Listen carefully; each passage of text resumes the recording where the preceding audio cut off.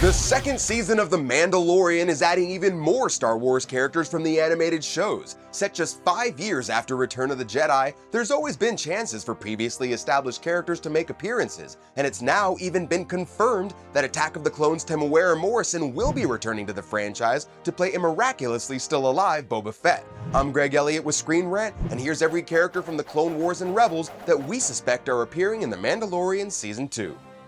And who are you supposed to be? I'm Ahsoka. Master Yoda sent me.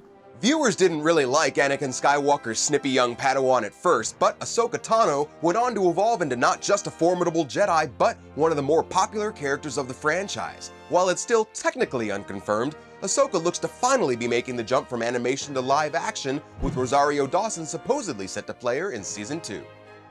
At the very end of Rebels, which takes place right after Return of the Jedi, Ahsoka meets up with the Mandalorian Sabine Wren to go look for their friend Ezra Bridger in the unknown regions. And it's this that sets up a perfect opportunity for her to show up in the new season. Take care of this little one.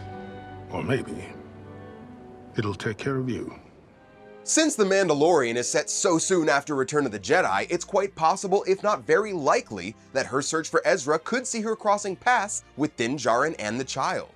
And then there's the matter of the Darksaber, the ancient Mandalorian weapon now being held by Moff Gideon. If Sabine were to find out about this, then it's possible that she and Ahsoka would come looking for it. And if the Darksaber is why Ahsoka's in Season 2, then that opens up the door for another big Clone Wars and Rebels character to appear.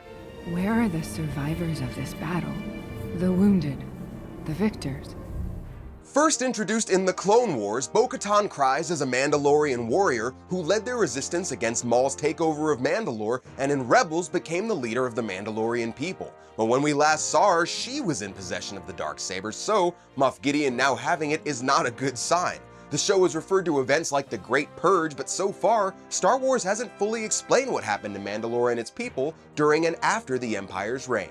It's being widely reported, but again not officially confirmed at the time of this video, that they've actually cast Katie Sackhoff as Bo-Katan in Season 2, who voiced her in both animated shows, which is pretty amazing. So even if it's a brief cameo, or more likely a flashback, I mean, she probably didn't just give the Darksaber to Moff Gideon, Season 2 should finally answer some of the lingering questions about Mandalore's fate. It's nice to meet you, 7567. Actually, my name is Rex, Captain.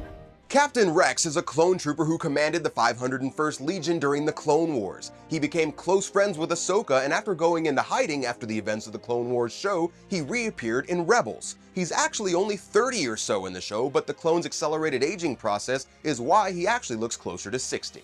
But even so, he went on to fight for the Rebellion, even taking part in the Battle of Endor. We don't know what happened to him after Return of the Jedi, but assuming he survived Endor, he might still be kicking around the galaxy by the time of The Mandalorian. So if Ahsoka's in Season 2, it stands to reason that Rex might be too. Plus, since Temuera Morrison is returning to play an older Boba Fett, he could easily play an older Rex too, since after all, they're both clones of Morrison's original character Jango Fett. And there are definitely more than just those that could show up. The most obvious would be Sabine, given that she was A, last seen with Ahsoka, and B, is also a Mandalorian. Other Rebels characters like Hera and Ezra could show up too, assuming he's been found that is, as well as Sabine's mom Ursa, or maybe even Grand Admiral Thrawn, who disappeared along with Ezra.